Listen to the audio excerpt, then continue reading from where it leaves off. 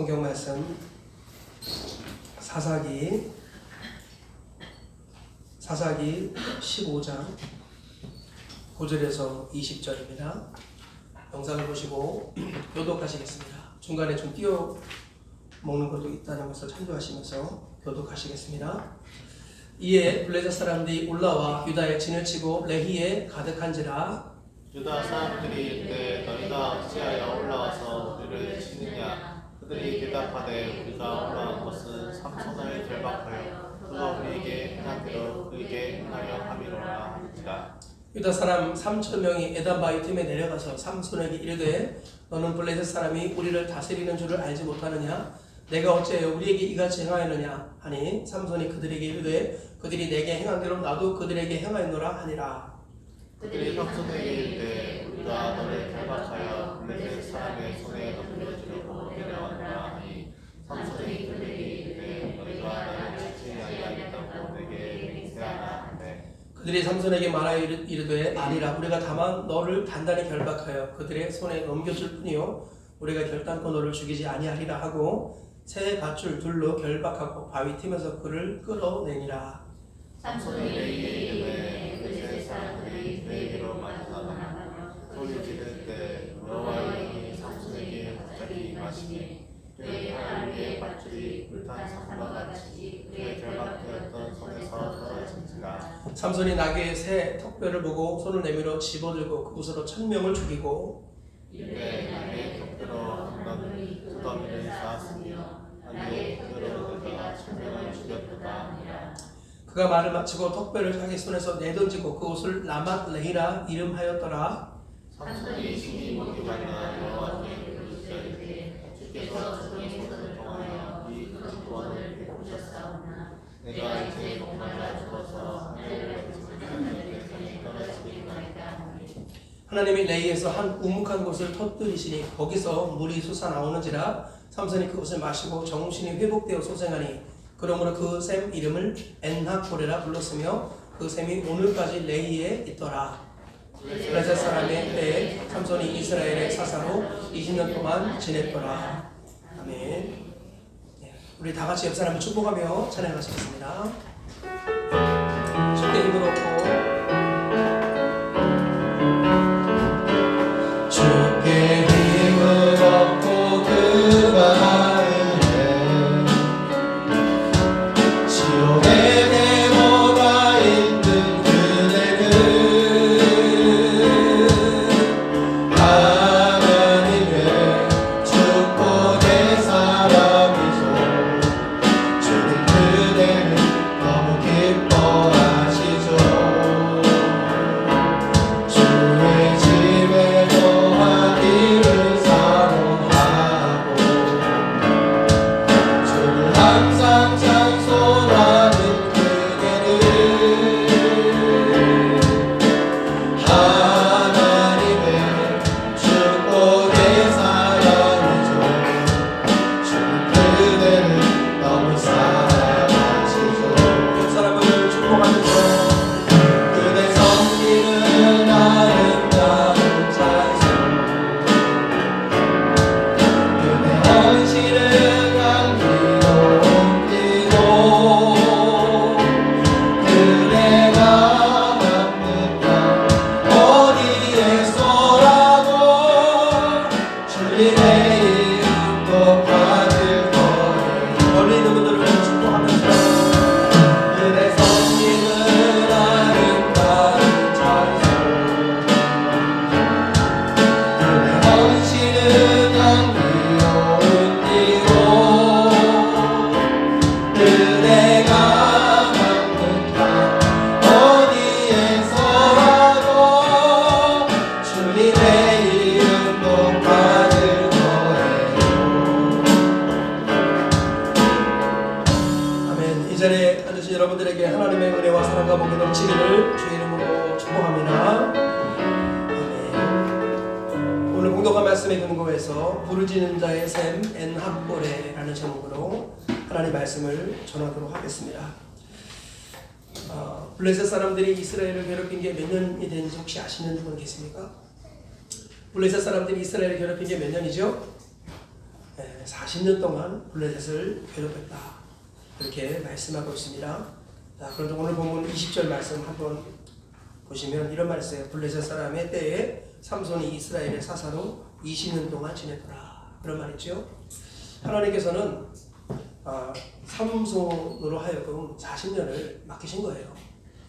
40년 동안 괴롭힐 때 하나님께서 삼손을 통해서 그들에게서 해방받고 하나님께서는 더 많은 시간들을 사사로 있기를 원하셨어요. 그런데 성경 가만히 보면 삼손이 20년 동안 사사로 지내고 죽습니다. 참 안타깝죠. 하나님께서 주신 그 사명을 다 이루지 못하고 일찍 소천하는 그런 안타까움이 있습니다. 삼손에 대해서 연구를 하고 공부를 하면 할수록 안타까운 일들이 많은데 오늘 본문에서도 삼손의 이야기를 우리가 한번 살펴보겠습니다. 특별히 오늘 본문의 제목이 뭐라고 그랬죠? 부르짖는 자의 샘 엔합고레.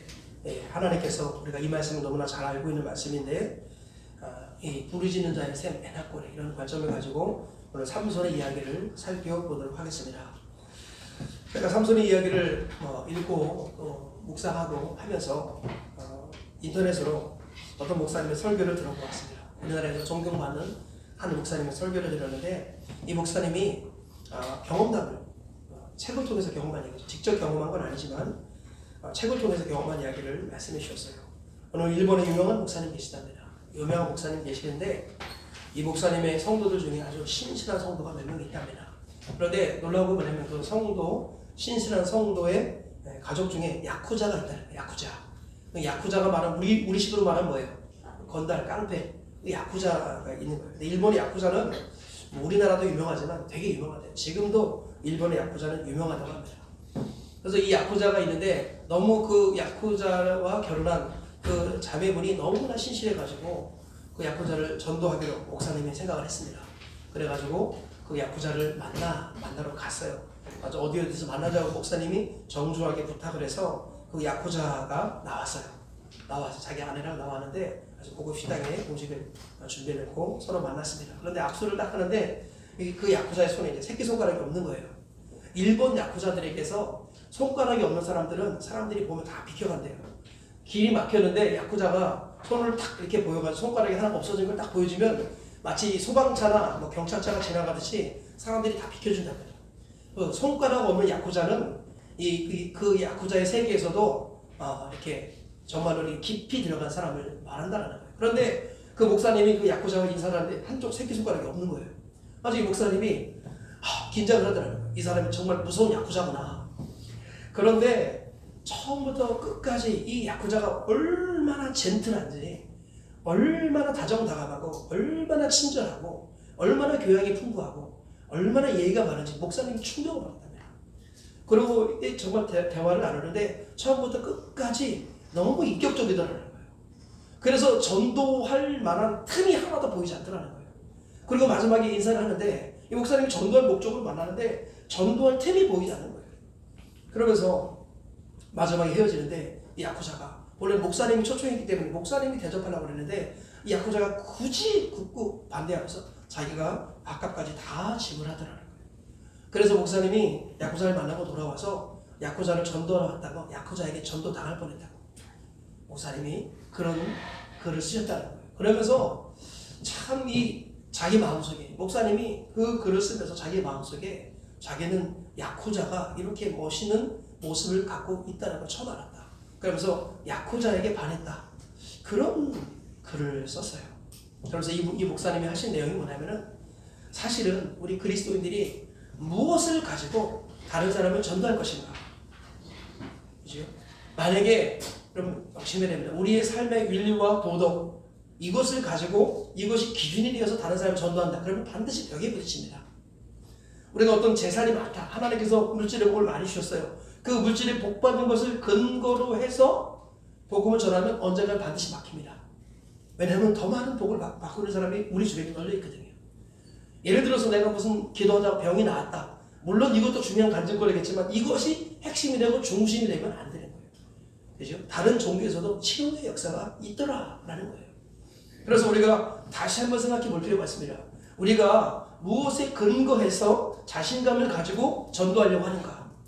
나의 인격인가? 내가 받은 복인가? 내가 누리는 어떤 특권인가? 그게 아니라는 거예요. 그게 아니라. 우리는 오로지 처음부터 끝까지 누구를 의지해서 전도하는 겁니까? 예수님을 의지하는 거예요. 예수님. 그러니까 이 목사님이 크게 회개했어요. 자기 마음속에 야쿠자에 대해서 매력적이라고 생각하고 자기 마음속에 야쿠자에 대해서 부러워하는 마음이 일어나는 자기 자신을 회개했다. 그런 내용, 결국은 그겁니다. 그러니까 우리가 그래서 내가 무엇인가 좀 갖추고 있으면 전도할 것이다라고 착각해서는 안 된다는 거예요. 아무것도 없이 성경은요 거지를 통해 전도하십니다. 그죠? 그래서 우리가 무엇을 붙들어야 돼요? 예수님 이름 외에는 다른 걸 붙들면 안 됩니다. 이것을 처음부터 끝까지 인식하시고 인정하시길 주의 이름으로 축복합니다. 오늘도 우리가 누구를 만나느냐? 주님 만나서 복을 받으면 좋지요. 그런데 복 받는 건 둘째 문제입니다. 우리가 예수님을 알고 만나야 되는 거예요. 예수님을. 그래서 예수님 만나면 어떻게 돼요? 살아도 주를 위해 살고 죽어도 주를 위해 죽나니 사나 죽으나 주의 것 되는 것입니다. 그러니까 우리가 어떤 눈에 보이는 그 무엇인가를 의지해서 신앙생활을 하고 이것을 얻기 위해서 신앙생활을 해서는 안 된다는 거예요. 오로지 예수 그리스도 그분을 닮아가는 것 그리고 그분을 전하는 것 이것이 우리의 유일한 사명이고 목표다라는 것을 다시 기억하시는 이 시간 되시길 주의 이름으로 축복합니다. 이 삼손이요 정말 많은 재능을 가지고 있었고요. 그 재능을 뽐냈습니다. 그런데 결국은 어떻게 돼요? 그 재능이 다 빼앗기고 오늘 본문 마지막에 보니까 오늘 본문이 아니라 오후 말씀 보면 참 비참한 인생으로 전락되는 것을 볼 수 있습니다. 우리가 너무나도 많은 것을 가지고 있고 그 가지고 있는 것에 근거해서 주의 일을 하려고 할 때 삼손처럼 비참해질 수 있습니다. 오늘 주님께서 우리가 그러지 말라고 처음부터 끝까지 예수님을 의지하라고 오늘 우리에게 이 말씀을 주시는 줄 믿습니다. 저 우리 모두가 마음의 문을 활짝 열고 삼손이 했던 실수나 잘못들 그리고 그 위에 있던 하나님의 은혜들을 기억하시면서 오로지 예수 그리스도 한 분에게만 다시 우리의 시각이 우리 초점이 고정되기를 주님의 이름으로 축복합니다. 자 그러면 부르짖는 자의 샘 에나꼬레라는 삼손의 이야기를 우리가 그 말씀을 통해서 살펴보시면서 얻을 수 있는 교훈들을 알아보도록 하겠습니다. 첫째로는 삼손이 동족에게 결박당해서 블레셋에게 넘겨졌다. 이런 말씀이 9절부터 13절까지 나와요. 누구에게 결박당했다고요? 동족에게 블레셋에게 결박당한 게 아니라 동족에게 결박당해서 블레셋에게 넘겨졌어요. 참 이게 삼손의 인생의 또 다른 비극입니다. 9절 이하를 보시면 이렇게 나와 있어요.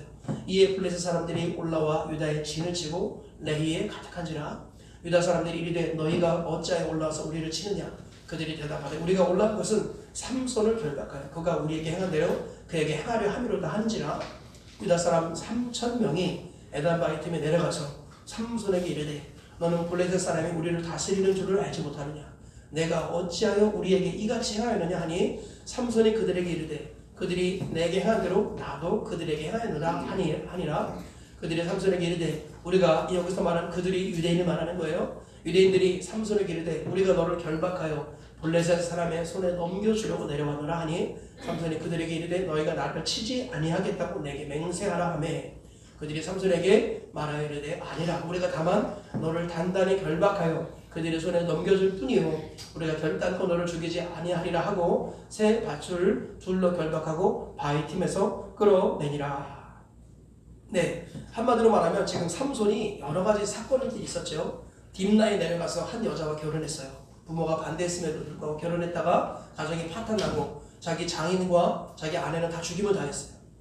그리고 삼손이 그 나중에 오후 말씀 보면은 또 삼손이 막 여러 가지 문제를 많이 일으킵니다. 어쨌든 그래서 블레셋 사람들이 삼손을 죽이려고 지금 자기보다 약한 상태에 있는 이스라엘 백성들을 막 괴롭히고 군대를 일으키고 찾아온 것입니다. 그때 이스라엘 사람들이 왜 그러냐 그랬더니 삼손을 끌어내지 않으면 다 죽여버리겠다. 뭐 이렇게 협박을 한 겁니다. 그러니까 이스라엘 군인들이 3,000명이 모여가지고 삼손에게 비는 겁니다. 왜 블레셋 사람이 우리를 지금 지배하고 있는데 그들의 눈에 드는 일을 해가지고 우리 동족이 힘들게 하느냐. 그래서 부탁인데 우리가 너를 결박해서 블레셋에게 넘겨주게 해달라라고 말합니다. 그러니까 삼손이 그럼 내가 묶이는 건 괜찮겠다. 묶이는 건 하겠는데 너희가 나를 죽이지 마라. 칼로 치지 말아라. 그러니까 그들이 맹세합니다. 그래서 삼손을 묶어가지고 블레셋에게 넘겨준다. 그런 이야기다라는 것이죠. 여기서 문제가 무엇입니까? 삼손은요 블레셋 사람에게도 쫓겼고요. 그죠? 그리고 자기가 사랑했고 한때는 사랑했고 좋아했던 여자에게 그 배신을 당하죠. 그죠? 그리고 장인도 자기를 버리고 뭐 이런 일들이 막 일어납니다. 삼손은요 블레셋 사람들에게도 버림받고요. 그리고 지금 보니까 동족에게도 버림을 받습니다. 동족에 의해서 결박당해서 적에게 넘겨지더라라는 것이죠. 이런 일이 왜 일어납니까? 본래 하나님이 삼손을 사사로 세우셨습니다. 이거 믿으시면 아멘 하시기 바랍니다. 하나님이 본래 삼손을 사사로 세우셨고 삼손을 통해서 구석구석 순간순간마다 많은 일을 하시지만 삼손은 하나님께 쓰임을 받지만 하나님의 방법대로 쓰임받는 게 아니라 자기 방법대로 하나님께 나가고 싶었습니다. 그래서 자기 방법대로 자기 수준으로 자기 인격으로 하나님의 일들을 하려고 했어요. 그래가지고 결국 어떻게 돼요? 하나님의 일들은 진행이 됩니다. 하나님의 역사는 일어나서 블레셋 사람이 1000명이 죽고 나중에 수천 명이 한 번에 죽는 하나님의 역사는 이렇게 진행이 됩니다. 그러나 삼손 자신은 점차로 더 비극으로 떨어지는 거예요. 그래서 가족에게 버림받고 지금은 동족에게도 버림받고 이런 일들이 일어나더라라는 것입니다. 왜 그렇습니까? 정말로 하나님을 바르게 섬기면은 어떤 일들이 일어날까요? 잠언 3장 1절에서 4절에 이렇게 말씀하고 있어요. 하나님을 섬기는 사람들의 모습. 같이 한번 읽어보겠습니다. 시작. 내 아들아 나의 법을 잊어버리지 말고 내 마음으로 나의 명령을 지키라. 그러면 그것이 내가 장수하여 많은 해를 누리게 하며 평강을 더하게 하리라. 인자와 진리가 내게서 떠나지 말게 하고 그것을 내 목에 매며 내 마음판에 새기라. 그리하면 내가 하나님과 사람 앞에서 은총과 귀중히 여김을 받으리라. 자, 여기서 나의 법을 잊어버리지 말고 나의 명령을 지키라. 인자와 진리가 내게서 떠나지 말게 하고 그것을 내 마음판에 새겨 지켜라. 그러면 네가 하나님과 사람 앞에 은총과 귀중히 여김을 받는다. 그죠? 정말로 하나님의 법을 잊어버리지 말고 마음에 새기고 그 명령을 지키면은 하나님과 사람 앞에서 은총과 귀중히 여김을 받습니다. 물론 여기서 사람이라는 말은 원수를 말하는 게 아니에요. 블레셋에게 은총과 귀중히 여김을 받으면 안 되겠죠. 여기서 말하는 사람이라는 것은 같은 성도들을 말하는 거예요. 하나님뿐만 아니라 사람들을, 그죠? 그런 사람들에게도 은총과 귀중히 여김을 받는 것. 이것이 성도의 합당한 모습입니다. 이게. 그런데 지금 삼손은요, 사람들에게 은총과 귀중히 여김을 받지 않습니다. 동족에게 결박돼서 적에게 넘겨져 가더라라는 것이죠. 왜 그럴까요? 자기 방법대로 하나님을 섬겨서 그래요. 하나님의 능력이, 하나님의 은사가 자기에게 있다고 해서 하나님의 방법을 사용하지 않고 자기 방법을 가지고 하나님을 섬겼더니 하나님의 역사는 나타나지만 사람들에게 사랑받지 못하는 인생이 되어버리고 말았어요.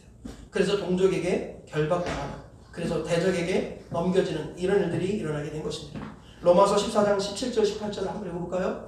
하나님의 나라는 먹는 것과 마시는 것이 아니고 오직 성령 안에 있는 의와 평강과 희락이라. 이로써 그리스도를 섬기는 자는 하나님을 기쁘시게 하며 사람에게도 칭찬을 받으리라. 따르겠습니다. 그리스도를 섬기는 자는 하나님을 기쁘시게 하며 사람에게도 칭찬을 받으리라. 그리스도를 정말 섬기는 사람, 이런 일들이 일어나야 돼요.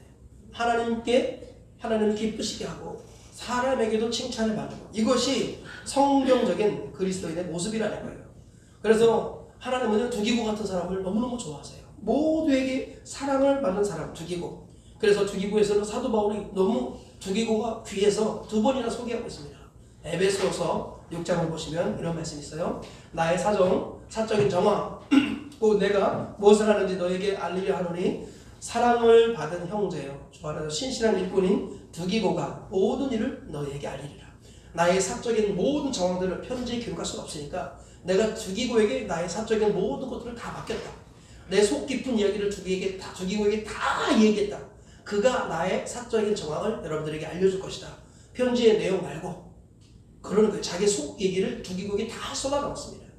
그러면서 두기고를 뭐라고 표현해요? 사랑받는 형제, 신실한 일꾼. 사랑받는 형제라. 두기고는 어디를 가든지 사랑을 받았어요. 그 골로새서도 한번 볼까요?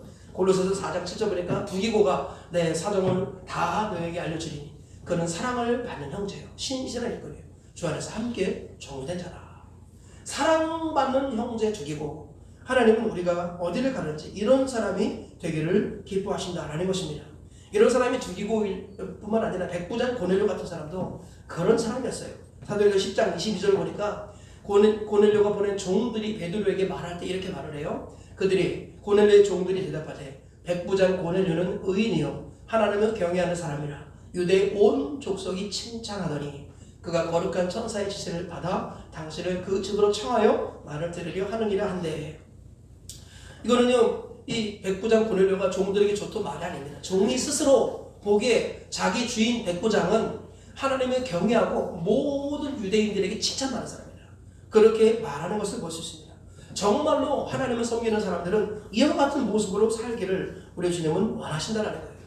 삼손처럼 재능이 많지만 사람들이 따돌림 당하는 사람이 되어서는 안 된다는 거예요. 어디를 가는지 사랑받는 사람이 되어야 한다라는 것입니다. 한번 따라해볼까요? 사랑받아야 성장이 지속됩니다. 많은 그리스도인들이 성장하다가 멈출 때가 있어요. 물론 여러 가지 원인이 있겠지만 그 중에 큰 이유가 뭐예요? 사랑받지 못하면 성장이 더뎌지고 성장이 멈춰집니다. 자기 영혼도 알아요. 자기 영혼도. 내가 과연 사랑을 받고 있는지, 내가 교회의 사랑을 받고 있는지, 내가 목사님께 사랑을 받고 있는지, 내가 성도들끼리 사랑을 받고 있는지 자기가 알고 있는 거예요. 어느 순간에 새가족들이 막 자라나기 시작합니다. 근데 자라나기 시작하면서 새가족은 어느 정도 성장이 일어나죠. 그런데 또 다른 새가족이 오니까 교회 성도들은 그 이전에 새가족들에게 베풀었던 사랑보다 나중에 온 새가족들에게 더 많은 사랑을 줘야 되죠.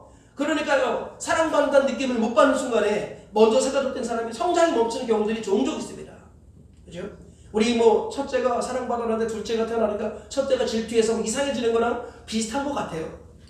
우리 주님께서는 우리가 사랑받는 자가 되어야 하고, 사랑받는다는 것을 깨달을 때 영적 성장이 계속 일어난다는 거예요. 사랑받지 못하면 성장이 멈춰지거나 이상해진다라는 것입니다.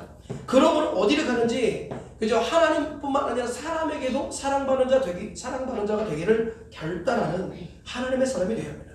그래서 평생 동안 제가 몇 번이나 강조했죠. 따라해보겠습니다. 진리와 의리와 도리의 사람이 되겠습니다. 진리와 의리와 도리의 사람이 되겠습니다. 일단 사랑을 받으려면 일단 하나님이 근본이잖아요. 하나님께 사랑받으려면 진리의 사람이 돼야 돼요. 진리. 그리고 사람에게 사랑받으려면 일단 의리의 사람이 돼야 돼요. 무슨 사람? 의리의 사람. 사람이라는 게 결국은 의리가 없으면 안 되는 거예요. 마지막에 돌아서는 사람은 이제 시간이 지나면 다 드러납니다. 이 바닥이 그 바닥입니다. 의리가 없으면 마지막에 다 사람들이 떠나는 거예요. 그리고 도리의 사람이 돼요. 도리라는 게 뭐예요? 그죠? 지켜야 될 것을 지키는 것을 도리라고 합니다. 근데 많은 사람들이 이 지켜야 될 것을 지키지 못하는 이 도리가 무너져가지고 결국 관계가 깨어지고 아프는 경향들이 있다는 것입니다. 우리 주님께서는 진리의 사람만 될 게 아니라 의리의 사람이 되고 도리의 사람이 되라, 그렇게 말씀하는 겁니다. 그래서 목회자와 성도 간에 도리를 지켜야 되고, 부모와 자녀들 간에 도리를 지켜야 되고, 남편과 아내 간에 도리를 지켜야 되고, 그죠? 시어머니와 며느리 간에 도리를 지켜야 되고, 성도와 성도 간에 도리를 지켜야 되는 거예요. 진리와 의리와 더불어 도리의 사람이 될 때 어디를 가든지 사랑받는 사람이 된다라는 것입니다. 우리가 이런 것들이 별거 아닌 것처럼 보이지만 굉장히 중요한 겁니다. 우리 진리에만 목숨 걸면 안 됩니다.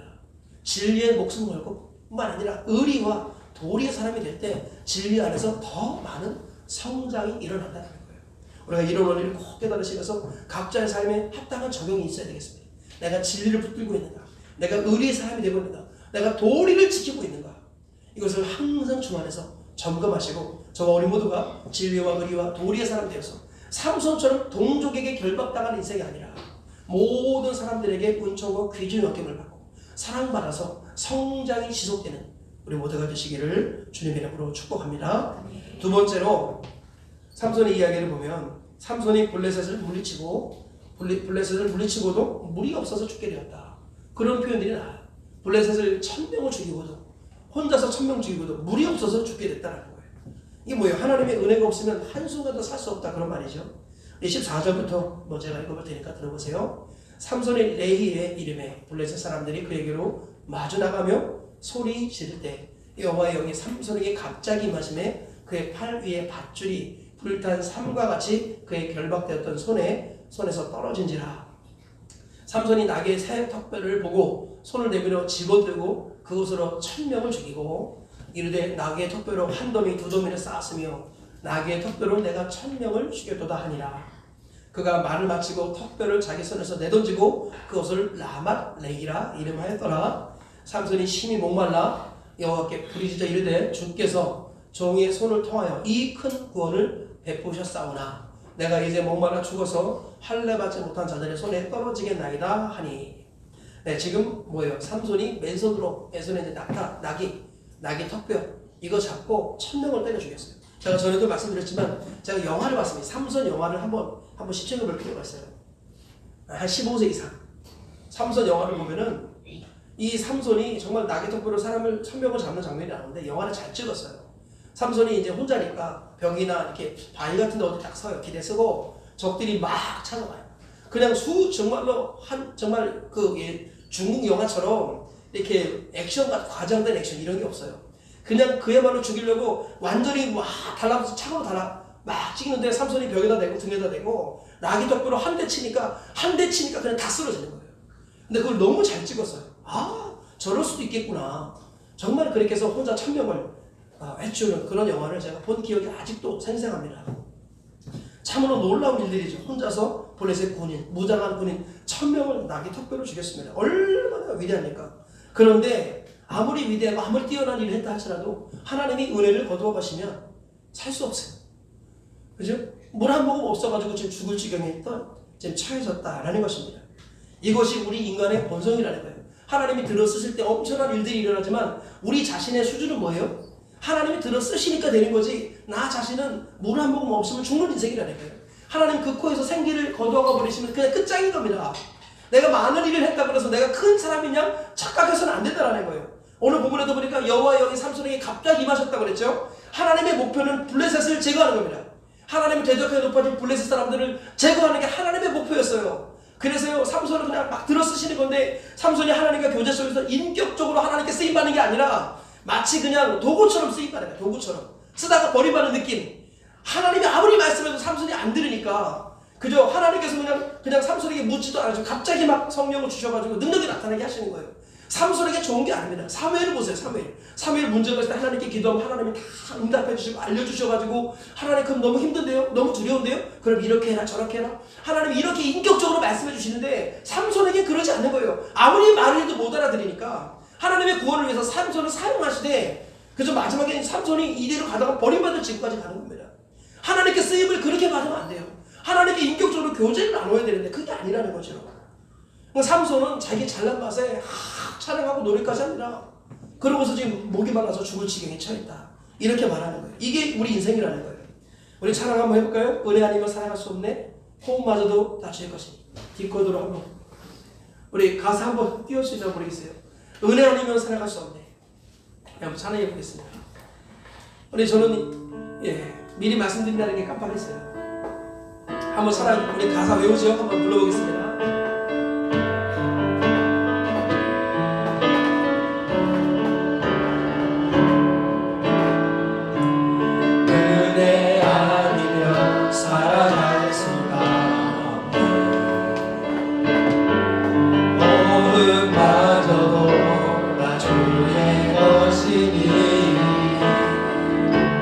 세상 평안과 위로 내게 없어 예수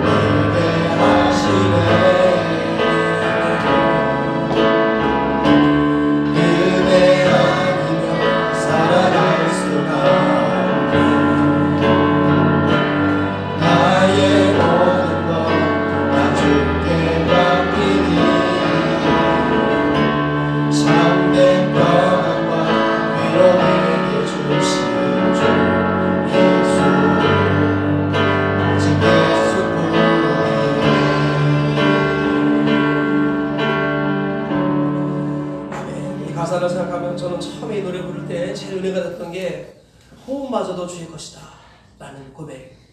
정말 저는 목회를 하다 보니까요, 장례 얘기를 얼마나 많이 듣는지 몰라요. 제가 장례식을 과장해서 한 100번쯤 한 것 같습니다. 세진 않았으니까 모르겠어요.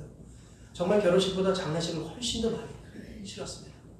정말 하나님께서 숨을 거둬 버리시면은 그냥 다 가는 거예요. 다. 삼손도 하나님 그런 모습들을 계속 보여주는데 이걸 깨닫지 못하고 자기 힘 있다고 힘 자랑하다가 다 빼앗겨 버리는 인생이 되고 말더라라는 것이죠.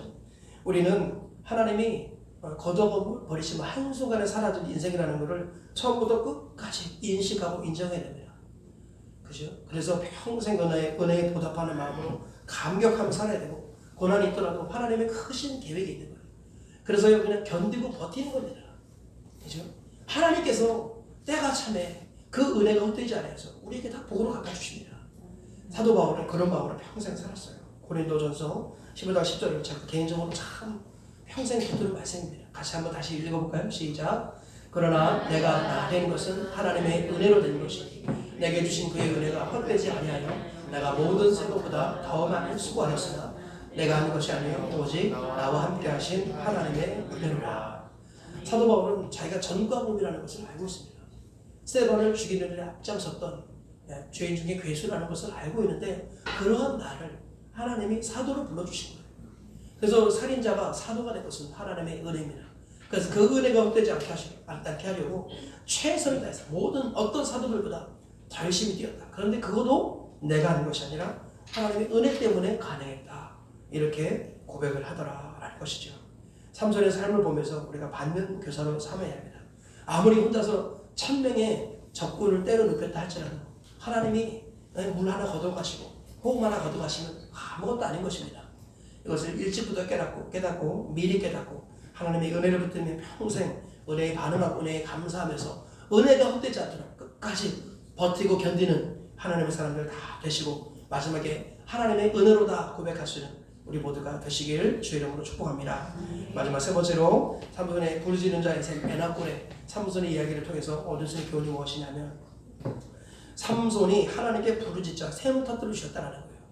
그죠? 참 이게 은혜죠. 이것도 18절 19절에 이렇게 말씀합니다. 삼손이 심히 목이 말라 여호와께 부르짖어 이르되 주께서 종의 손을 통하여 이 큰 구원을 베푸셨사오니 내가 이제 목말라 죽어서 할례 받지 못한 자들의 손에 떨어지겠나이다 하니 하나님이 레히에서 한 오묵한 곳을 터뜨리시니 거기서 물이 솟아나오는지라 삼손이 그것을 마시고 정신이 회복되어 소생하니 그러므로 그 샘 이름을 엔하골레라 불렀으며 그 샘이 오늘까지 레히에 있더라. 이 엔하골레라는 말이 부르짖는 자의 샘 이런 그 말씀 제목이죠. 자, 엔하골레가 어떤 의미라고요? 부르짖는 자의 샘. 전 개인적으로 이 말씀 참 좋아합니다. 제가 신대원에 들어가기 위해서 이렇게 두꺼운 책 2권을 성경 문제집 이렇게 한 1000페이지쯤 되는 책 2권을 제가 딸딸딸딸 공부한 적이 있어요. 근데 그 책의 제목이 엔하골레였어요. 엔하골레.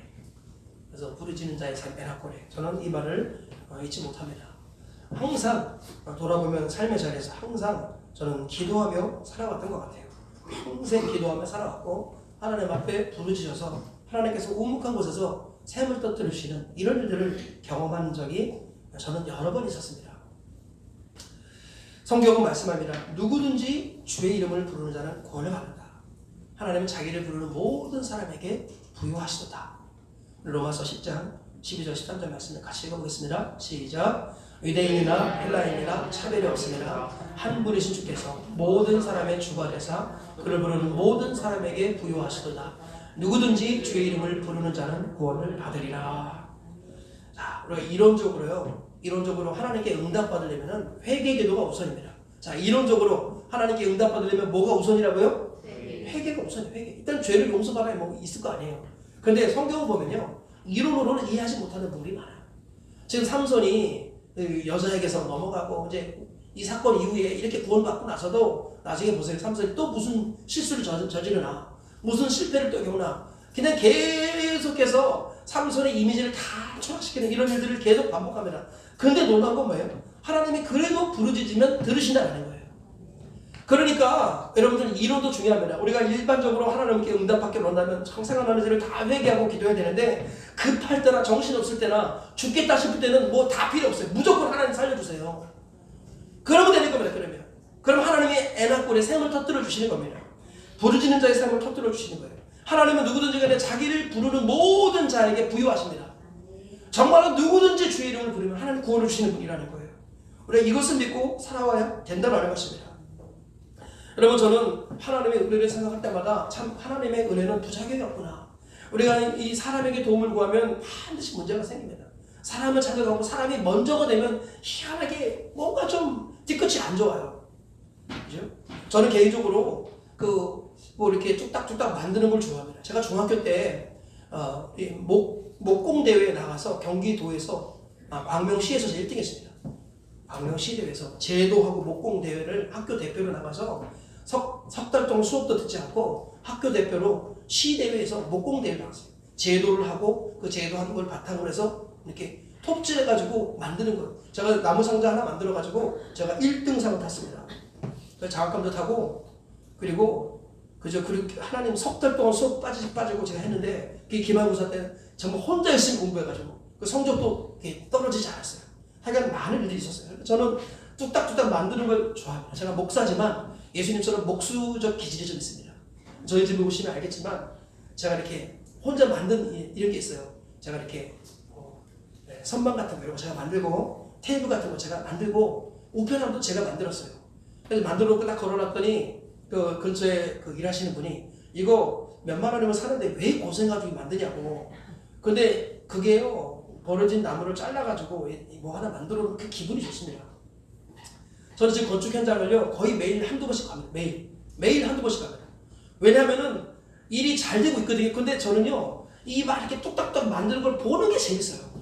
정말 그게 재밌어요. 시간 가는지 모르고 그냥 거기 계속 있는 거예요. 그런데 보면은 정말 아무리 탁월한 목수나 탁월한 기술자라도 이렇게 대패질하고 톱질하잖아요. 그럼 뭐가 남아요? 찌꺼기가 남아요. 찌꺼기가. 그래가지고 톱밥이 얼마나 많이 쌓이는지 몰라요. 나무도 딱 재단해서 멋지게 딱 핸들을 이거는 딱 멋있는데 보면은요 수북하게 이제 쓰레기들이 이렇게 남는 거예요. 이거를 치우는 게 큰일입니다. 치우는 게. 그런데 놀라운 건 뭔지 아세요? 하나님이 만드시는 쓰레기가 별로 없어요. 쓰레기가. 여러분 저 신기한 게 뭐냐면은 저는 병아리입니다. 병아리. 이 병아리가 이제 알에서 나올 때 이런 거 보셨습니까? 저는 몇 번이나 관찰했는데 희한하게 이 알을 낳으면은 이 동그란 거에 물밖에 없어요. 물밖에. 그런데 어미가 이걸 품고 21일 동안 버티고 있으면은 이게 깨고 나와요. 깨고 나오는데 나와서 보면 물이 하나도 없어요. 하나도 없어요. 그리고 이게 깨고 나오는데 나와서 보니까 이 계란 껍질이죠. 알 껍질이 이거를요 어미나 새끼가 다 먹습니다.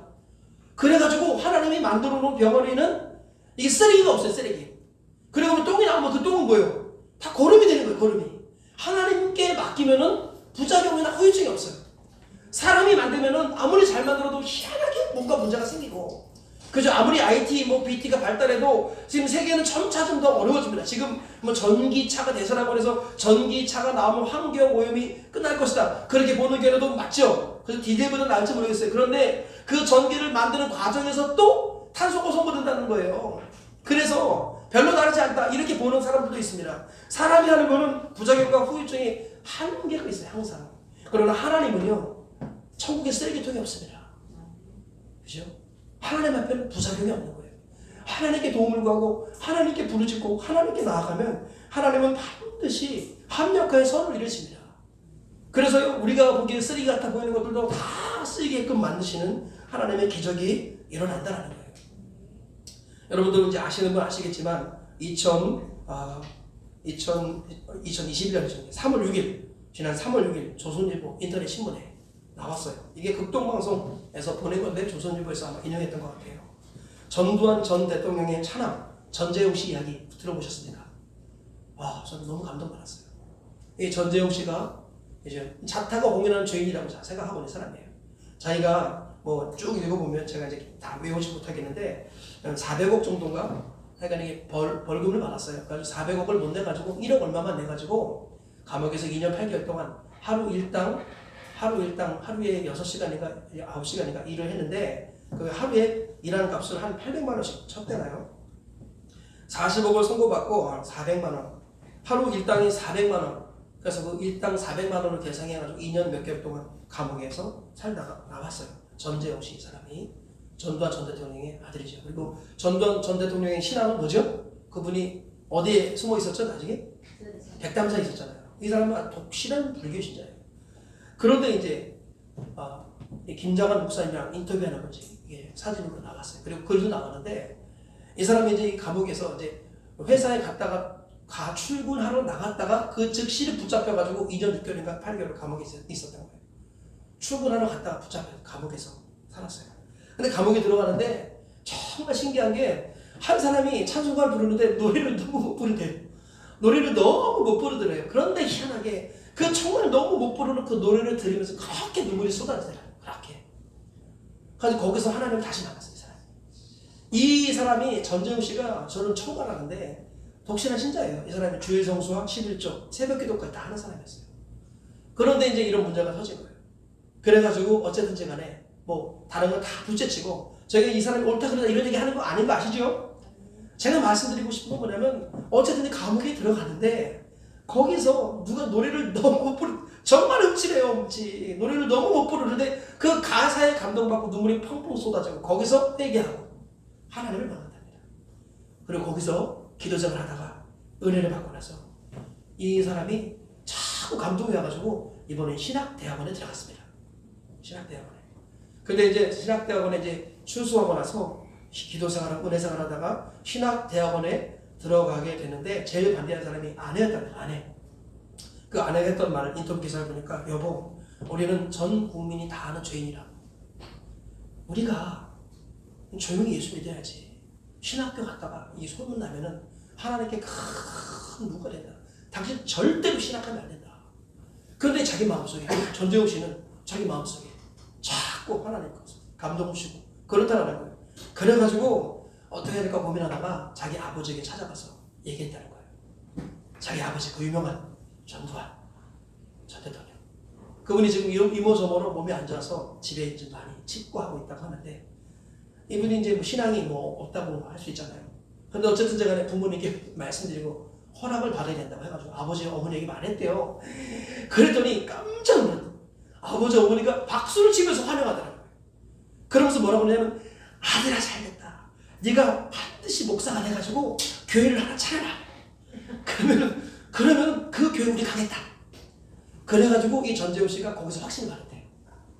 왜냐면은 자기 엄마 아빠가 교회 나오겠다는 거예요. 그래가지고 교인이 오든 안 오든 상관없이 자기는 자기 엄마 아빠를 위해서 자기는 목사가 돼가지고 교회를 차릴 거라고 그렇게 인터뷰를 하더라는 거예요. 이 이야기를 들으면서 저는 5.16 이런 것에 대해서 깊이 모릅니다. 제가 어렸을 때 뭐 영상 몇 개만 보고 그랬죠. 저는 그런 얘기를 하는 거 아닙니다. 하나님 관점에서는 버려질 게 아무것도 없다는 거예요. 우리가 전 국민이 아는 죄인이라 할지라도 하나님은 그 음치를 통해서도 그의 마음을 움직이시고 또 그를 하나님 돌이키셔서 하나님의 종으로 세우시고 또 그렇게 해서 욕을 바가지로 먹는 한이 있더라도 하나님께서는 그죠? 어떤 한 사람에게 구원의 기회를 주시는 겁니다. 이게 하나님이 일하시는 방법이에요. 그리고 여기에는 우리가 보기에는 어떨지 모르겠지만 하나님 보시기에는 완벽한 것입니다. 부작용과 후유증이 없는 거예요. 누가 뭐라 그럴지라도 하나님이 일하심에 대해서 우리는 알 수 없어요. 그렇죠? 하나님은 완벽하신 분입니다. 여러분 보기에 뭐가 뒤틀리고 꼬이고 안 되는 것처럼 보이는데 여러분들이 우리 모두가 하나님께 우선을 두고 하나님께 도움을 구하면 안 되는 것처럼 보이지만 된다는 거예요. 21일 동안 아무 일도 안 일어나지만 때가 참에 알을 깨고 나오고 그 껍데기까지 하나님 다 들어쓰시고 똥까지 들어쓰시는 그 하나님, 그분이 바로 우리가 믿는 하나님이신 것입니다. 우리가 이 사실을 다시 한번 마음에 새기시고 우리 모두가 누구든지 주의 이름을 부르는 자는 하나님 구원해 주십니다. 삼손이 이렇게 문제가 많은 인생이지만 그가 부르짖었더니 하나님께서 은혜를 주셨습니다. 그가 앞으로 죄를 지을 것도 하나님 아심에도 불구하고 하나님께서는 물을 터뜨려 주셨습니다.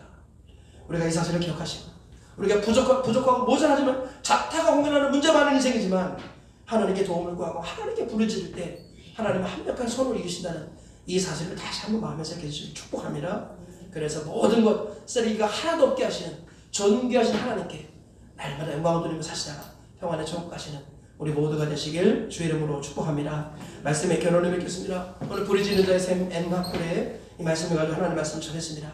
삼손이 동족에게 결박당해서 블레셋에게 넘겨졌다고 그랬어요. 그래서 이방인에게도 미움받았지만 동족에게도 버림받았던 삼손의 아픈 모습을 생각하면서 우리는 어디를 가든지 사랑받는 자가 돼야지 성장이 지속된다라고 말씀을 드렸습니다. 사랑받기 위해서는 진리와 더불어 의와 도리의 사람이 되어야 된다고 했습니다. 두 번째로 삼손이 블레셋을 물리치고도 물이 없어서 죽게 되었어요. 하나님의 은혜를 거둬가시면 살 수 없는 인생이라는 것을 항상 기억하고 은혜 안에 살아야 합니다. 세 번째로는 하나님께서 부르짖으면 다 응답해 주신다고 말씀을 드렸습니다.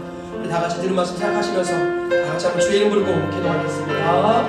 주여